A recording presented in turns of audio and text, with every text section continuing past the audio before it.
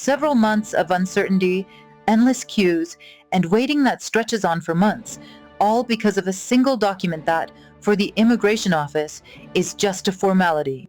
But for me, it's the boundary between the life and stagnation of my project. Each new visit, crowds of people, the same questions, another official who doesn't understand the importance of the issue.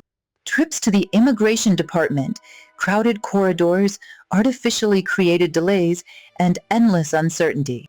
For some, it's just another request that can be postponed. But for me, every refusal, every wait, every month of delay is a step back for a project that helps children all over the world. It's also the risk of losing everything if my health fails me. I'm 63 and I'm not getting any younger. How can one document, a small piece of paper, jeopardize a system that connects children and parents, musicians and teachers? Why can something that has been developed over decades be destroyed due to a lack of understanding and support? Maybe it really is just a minor delay, like it is for many ordinary people. But why can't I just calm down and accept it as a given? Why don't I see myself as ordinary? Megalomania? Or is it because there is too much at stake, far beyond just myself? It all started with the impossibility of ensuring my life in the United States of America. I found myself among those who couldn't afford to pay for a doctor. Many things became unaffordable for me. I had and still have overwhelming expenses. I had to move to Turkey in order to save. Not myself. My harmful passion. My project. To save it, I decided to cut costs on myself. I often thought that my doubts were nothing more than the ambitions of a person who thinks too highly of themselves. Maybe I'm just exaggerating the importance of my discovery.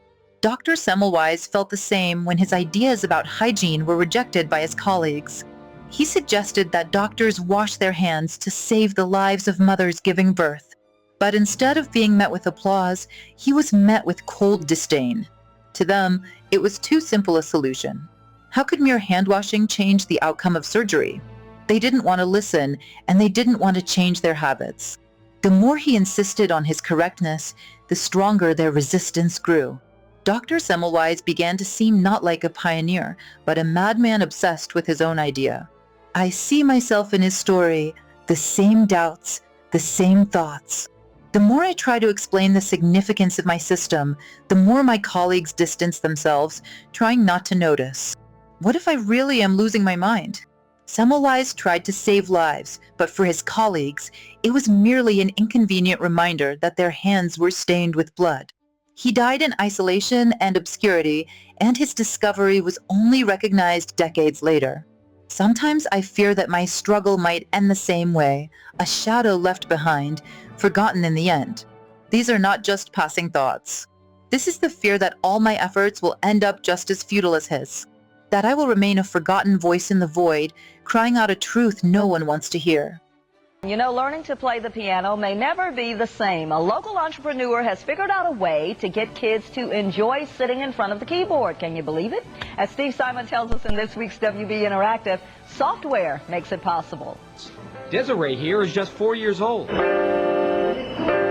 It works really fast and really effective. Like I have some 10 years old, 9 years old kids who in one lesson start to play with both hands several songs. The software takes musical notes and turns them into pictures that correspond with the keyboard.